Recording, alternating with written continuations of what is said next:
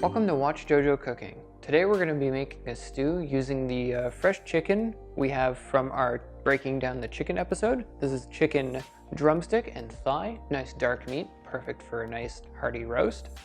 And we're going to be doing everything from scratch today.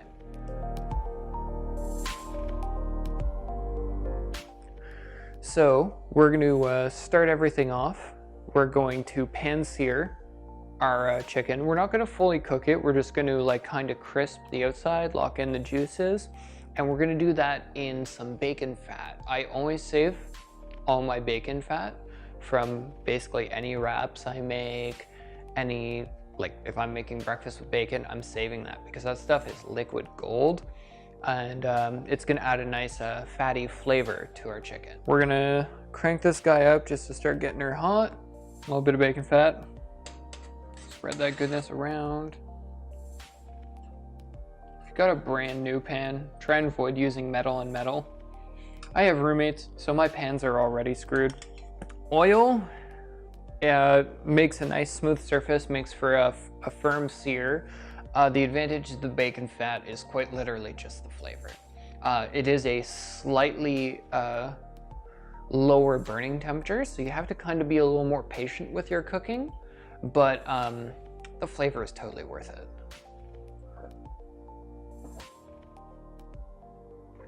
So what I'm doing here is, now that it's starting to become a little more liquid, I'm moving my pan around so I get beautiful, perfect coverage all around. So we're gonna let that crank up. Once I see a little bit of smoke coming off, I hear a little bit of the bacon fat spitting, that's when I'm gonna drop my chicken in and I'm gonna get my sears. My pan temperature to like a 2 now. Got a nice bit of smoke was coming off that bad boy, so now we're gonna do our chicken. I'm keeping a sanitary hand and a less than sanitary hand right now so I don't taint all my seasonings. My left hand here has not touched the raw chicken, and my right hand is like my brush. Because as you can see, the spice, no matter how hard I try, is falling rather unevenly. So I have to rub it in. That's how I'm gonna get my coverage.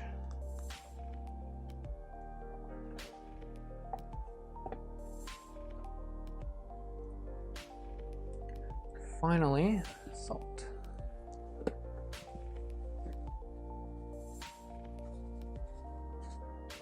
Come on. It's all gonna come out at once, isn't it? This is the largest grain of salt I think I've ever experienced in my whole life. Should have bought my own. You'll see the skin tightening up immediately.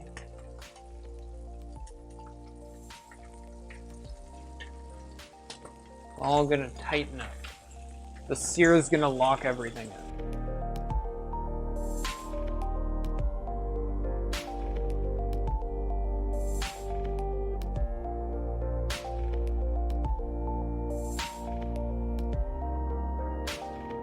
We're gonna start with onions and garlic.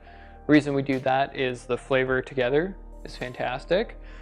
We also want these to cook more than our other ingredients because they get a little more elevated. There's a little bit more to them the longer they cook. They start to caramelize and the sugars come out. They bond together nicely, and honestly, it smells fantastic. There's nothing better than the smell of onions and garlic cooking in a pan. And then we're going to finish it up with carrots and celery. This will allow us to have an extra dimension of both color and texture in our dish as everything comes together. It's worth noting that the garlic and onions should be minced. Minced, of course, meaning incredibly fine chopped. So I'm gonna start with the garlic. And the garlic, you're just gonna have to pass over it a couple of times.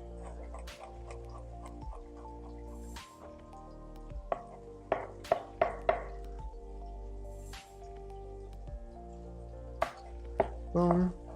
If you have a Luna knife, you could use that. But those are mostly for just fresh herbs you don't want to bruise. So I'm just passing over again and again. I feel like I've spread everything too thin. Recollect it all. Pass over again, change the angle up a bit.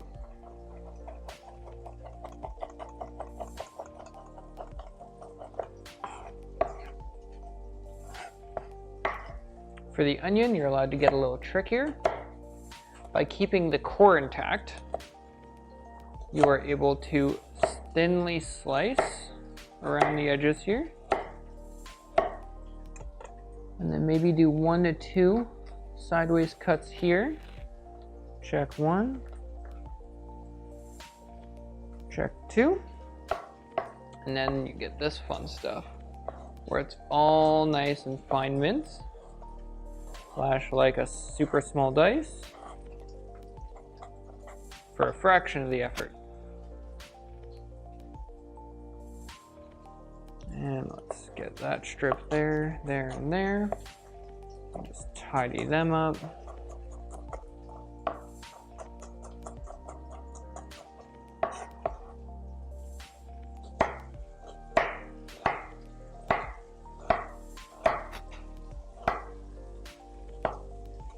Get a more even product if you follow the curvature of the onion with your chop, but you could just go straight down.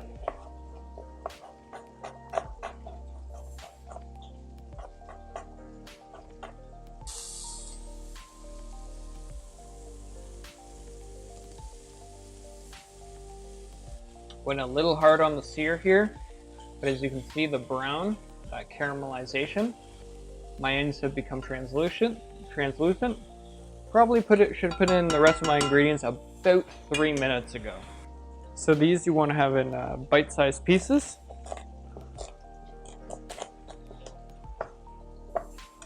So I'm going to go quarter these.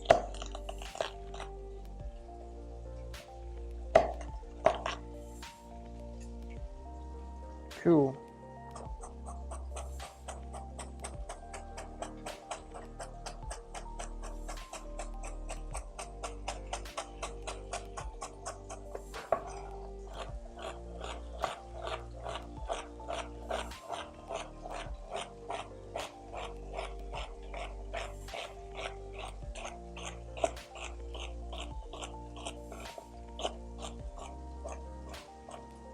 So we're also going to use some rosemary and thyme.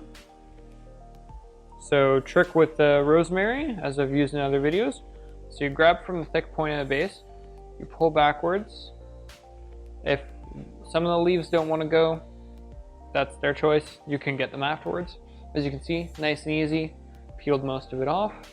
Just have to get a couple of strays and the tip. I'm trying to hold it and peel backwards. So you peel backwards, most of the leaves come off pretty easy.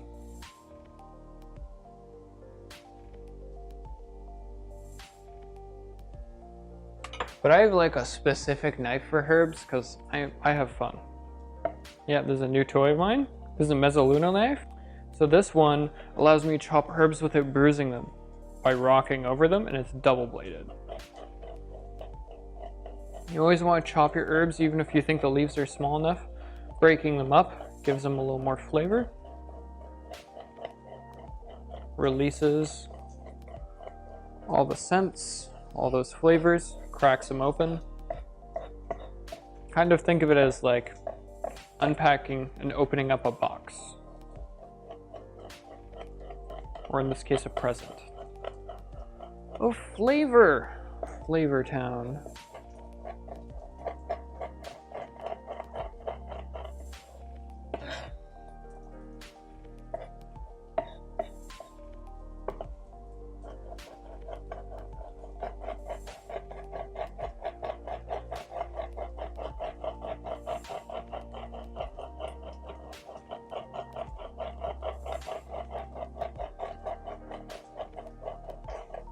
Fresh herbs, man. Fresh herbs make all the difference. So the reason I use fresh herbs is they have a more aromatic feel, like they have a better scent to them.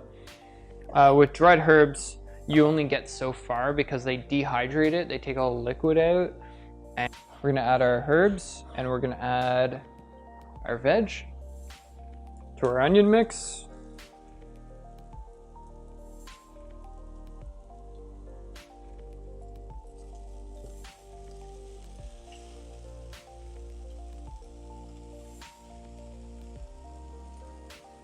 So now we've added the veg.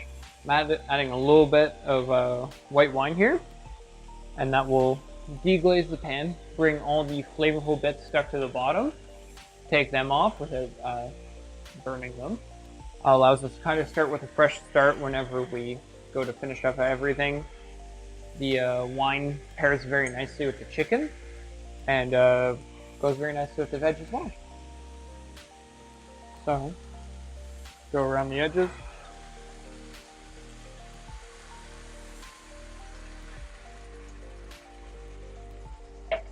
For those worried about, say, thinking your stew's gonna get you drunk, the process of cooking the alcohol actually like boils off all the alcohol. You basically can't get drunk off of it. And even then, like, who gets drunk off half a friggin' glass of wine? And I mean, there's gonna be a lot of stew, so you're gonna need a big appetite and a very low tolerance for alcohol for that to matter. To make a nice stew, you have to have that thick richness, and the best way to accomplish that is to use flavorful stock, but that will be too thin, and thicken it with a roux. There, we got the flour, we've got butter. You go with a 50-50 mix. I like to melt my butter and then slowly stir in my flour until I get the thickness I'm looking for, but it should be 50-50. And then you add that in, and as things cook, it will bond everything together and thicken your sauce so that it almost has a gravy-like texture. So we have our answer butter. We're gonna microwave this just to melt it. Won't take long, honestly, like 10 seconds. So we have our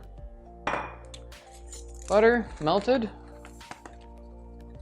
We have 1/2 ounce here. I'm gonna stir that in real quick. I'm gonna use an even smaller spoon thing, sure.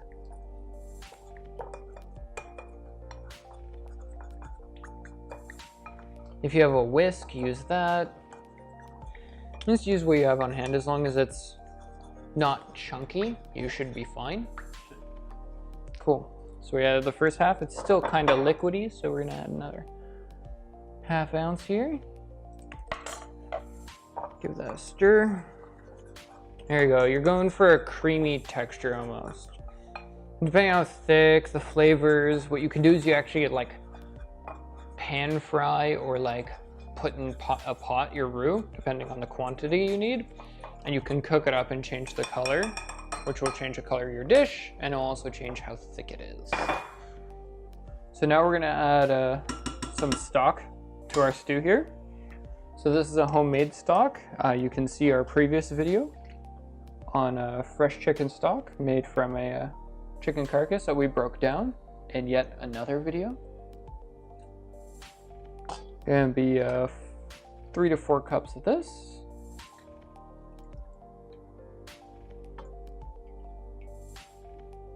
And our roux.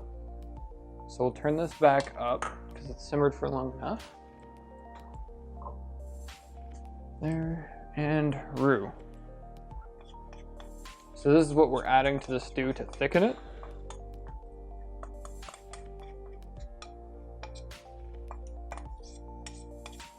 So we're gonna stir this up, let it rock for a couple minutes, and then we're gonna transfer this into a oven-safe pan, put our chicken on top of it, and we're gonna roast that. The chicken will be intentionally exposed to crisp it up, as well as to give it kind of a nicer presentation than if we were to just slap some chopped up chicken in there. Now we've got our veg going, it's got the roux. We're gonna quickly cut up some potatoes for our final filler. We want these to be bite-sized, so like a medium dice or so.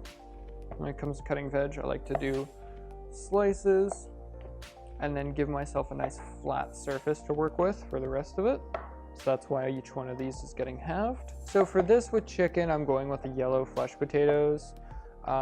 Any potato would do. You could do red potato, like red flesh potato, and have like the little guys and then just like quarter those or cube those. It's down to preference, but yellow flesh is pretty even as far as flavor goes. So it won't be offensive to anybody. We have an oven safe dish and we're gonna put our stew so far in there. So we're gonna go for about 30 minutes or so, covered, with the chicken resting on top. Put that in. Have to remember that these were not fully cooked, so we're washing our hands afterwards.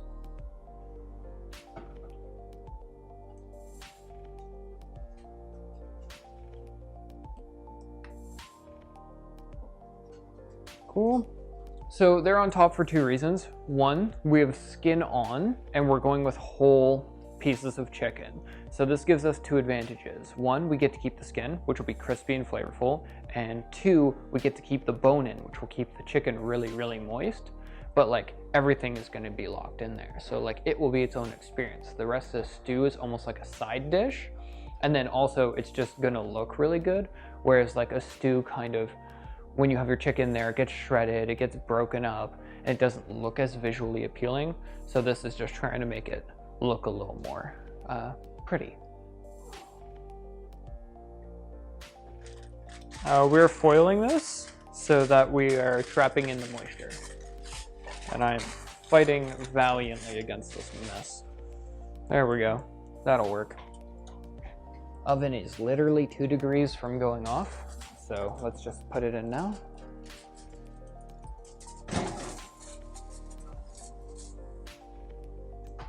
We're at 350 because we're slow rolling everything, and that's 350 Fahrenheit. And we're going for about a half an hour or so, and then we're gonna finish up with our potatoes, which we chop pretty small, throw them in, and then that'll be another 40 minutes and they'll be ready to go. So as you can see, this is what we have left from our stock after we've drained off the liquid and filtered it 2 times. So the best way to know whether you've kind of gotten all your flavor from all this, like obviously you have all these proteins in here and you're like, oh, like this is still good, but like it's shredding and it's falling apart. And that's because all the flavor has been like sucked out of it by the juices. And then the best way to know you've gotten your best value out of your bones is by picking up a decent sized bone from there and seeing if you can break it apart easily. Because if its structural integrity is gone, then it doesn't have that much marrow left in it, which means all that marrow is now in your soup. This all just snaps, just disintegrates. And that means all those good flavors, all those juices, all those nutrients are now in the liquid in our multiple containers of soup. Probably looking at upwards of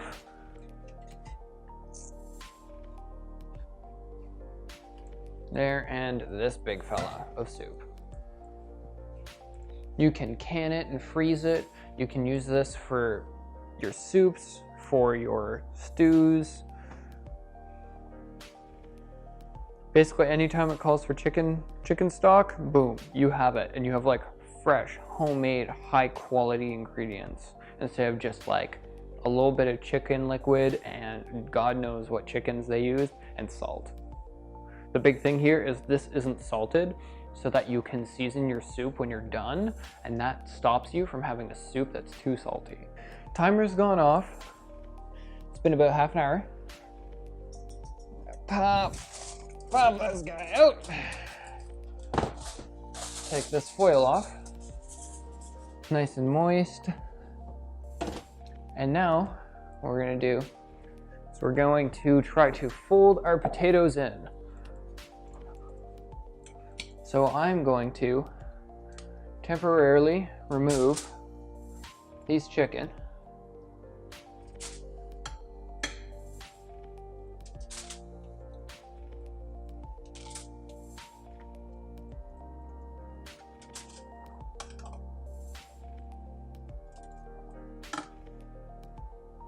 Okay.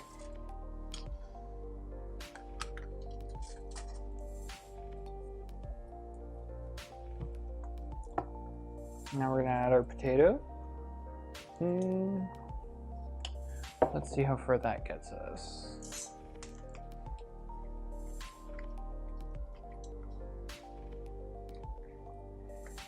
Trying to get some of the juices, all the flavor sitting on top. So it bastes the everything. Cool. Consider that all right mixed. So chicken goes back in.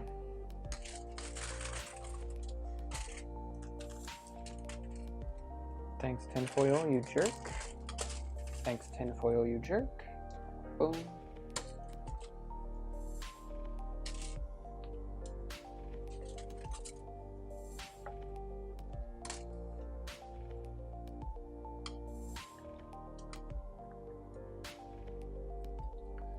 So at this point, we're done all of our prep work. All we gotta do is put this guy in the oven until she's happy. No cover. We want that skin. We want that skin to crisp up. Boom. See you for the final product. And I mean, that's fine at that point. But so while you're doing thinking, what was kind of like the reasoning behind like putting the chicken? We already talked about why you put it on top, but like mixing in the potatoes. Like, let's talk about that. Okay, so I didn't want the potatoes in originally because I still want them to be sort of firm, give it another layer of texture. Because you'll have your onions, which are really well done to the point where they're basically part of the paste of like the gravy of the sauce. Then you have your celery and carrots. They've cooked pretty hard. They've been sauteed and then finished off with wine, and so those are like pretty soft. And then you're gonna have your slightly firmer potatoes, still bite-sized, still fully cooked, obviously, but you want to put them in at the end, because if you were to put them in any earlier, your chicken would not be done by the time your potatoes are. So I'm putting them in at the sufficient time where they have time to cook, and my chicken can finish up cooking. And now everything's uncovered because I've locked in my moisture to cook my chicken. Now I'm finishing up, I'm searing it, and getting that nice crispy skin layer. Cool. Timer's gone off. Let's check this chicken. Woo! Punched in the face by flavor.